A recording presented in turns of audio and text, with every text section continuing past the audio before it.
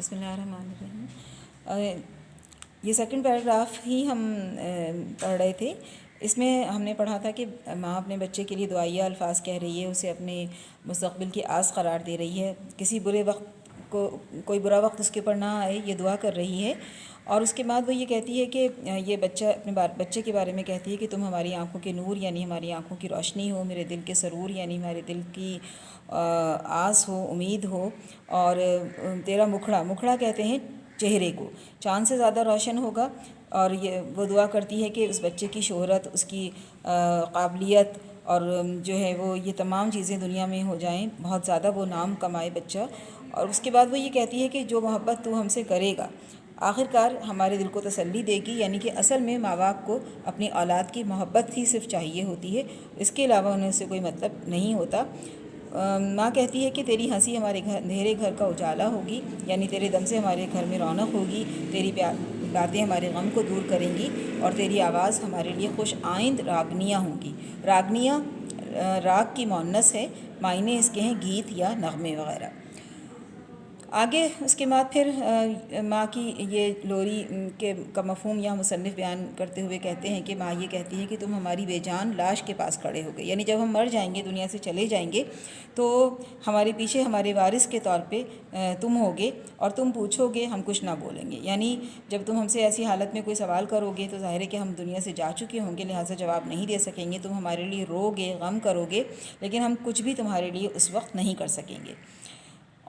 یہ بھی ظاہر ہے ماں باپ کے لیے ایک اچھی امید ہوتی ہے کہ ان کے مرنے کے بعد کوئی ان کا وارث ہے، کوئی ان کے لیے رونے والا ہے، کوئی ان کی مغفرت کی دعائیں کرنے والا ہے اور اپنے ماں باپ کو یاد کرنے والا ہے۔ پھر وہ ٹھنڈی آہ لے کے یہ بھر کے یہ کہتی ہے کہ ہم کو یہی رنج ہے، یعنی یہی پریشانی ہے، غم ہے کہ جب تم ہماری محبت کو یاد کرو گے، رنجیدہ ہوگے یعنی غمزدہ ہوگے، تو جو ہے وہ اس وقت ہم تمہارے پاس نہیں ہوں گے۔ اور اس طرح وہ اپنے بچے کو سلاتی ہے۔ اگلا پیراگراف میں پڑھ رہی ہوں۔ یہ امید کی خوشیاں ماں کو اس وقت بھی تھیں جب کہ بچہ غوغا بھی نہیں کر سکتا تھا، مگر جب وہ ذرا اور بڑا ہوا اور معصوم ہنسی سے اپنی ماں کے دل کو شاد کرنے لگا اور اماں اماں کہنا سیکھا، اس کی پیاری آواز ادھورے لفظوں میں اس کی ماں کے کان میں پہنچنے لگی۔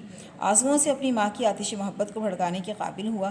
پھر مکتب سے اس کو سروکار پڑا، رات کو اپنی ماں کے سامنے دن کا پڑھا ہوا سبق غمزدہ دل سے سنانے لگا، جبکہ وہ تاروں کی چھاؤں میں اٹھ کر منہ ہاتھ دھو کر اپنے ماں باپ کے ساتھ صبح کی نماز میں کھڑا ہونے لگا، اور اپنے بے گناہ دل، بے گناہ زبان سے، بے ریا خیال سے خدا کا نام پکارنے لگا۔ تو امید کی خوشیاں اور کس قدر زیادہ ہو گئیں۔ اس کے ماں باپ اس معصوم سینے سے سچی ہمدردی دیکھ کر کتنے خوش ہوتے ہیں۔ آہ ہماری پیاری امید تو ہی ہے جو مہد سے لحد تک ہمارے ساتھ رہتی ہے۔ اس پیراگراف میں مصنف یہ بتا رہے ہیں کہ ماں کو اپنے بچے سے اس وقت سے امیدیں وابستہ تھیں جب وہ غوغا یعنی کہ اپنے منہ سے جس چھوٹے بچے آوازیں نکالتے ہیں، برے الفاظ نہیں بول پاتے، اس قابل بھی وہ نہیں ہوا تھا۔ وہ ہنستا تھا تو ماں کے دل کو خوشی حاصل ہوتی تھی، ماں کا دل شاد ہوتا تھا۔ جب اس نے بولنا سیکھا اور اماں اماں کہنا سیکھا تو اس کے ادھورے ٹوٹے پھوٹے الفاظ ماں کی محبت کو اور زیادہ بھڑکانے لگے۔ آتش محبت یعنی محبت کی جو آگ ہے، محبت کی جو تپش ہے یا محبت کی انتہا ہے، وہ اور زیادہ اس کی بڑھنے لگی۔ اب پھر وہ بچہ اس قابل ہوا کہ وہ مکتب یعنی اسکول جانے لگا، اور اس سے اس کو سروکار پڑا یعنی واسطہ پڑا۔ رات کو وہ اپنی ماں کو دن کا پڑھا ہوا پورا سبق سناتا جب وہ تھکا ہوا ہوتا تھا، اور تاروں کی چھاؤں میں پھر وہ صبح سویرے اٹھ جاتا تھا اسکول جانے کے لیے۔ اس وقت ہاتھ منہ دھو کر اپنے باپ کے ساتھ صبح کی نماز کے لیے کھڑا ہوتا۔ اب ظاہر ہے کہ یہ بچے معصوم ہوتے ہیں، اس وقت اس بچے کے اعمال نامے میں کوئی گناہ نہیں تھا، کوئی اس کی زبان گناہوں سے آلودہ نہیں تھی، اور وہ بالکل بے ریا تھا یعنی کوئی اس کے اندر کھوٹ نہیں تھا، جو اس کے دل میں تھا وہ اس کے منہ پر ہوتا تھا، اور اس طرح سے وہ اپنے اللہ کا، اپنے خدا کا نام پکارتا تھا۔ تو ماں باپ کی امید کی خوشیاں اور زیادہ بڑھ جاتی تھیں۔ وہ اس بچے کے اس معصوم دل سے جو یہ خوشیاں انہیں حاصل ہوتی تھیں، جو جذبات ان تک پہنچتے تھے، وہ ان کے لیے خوشی کا باعث بنتے تھے۔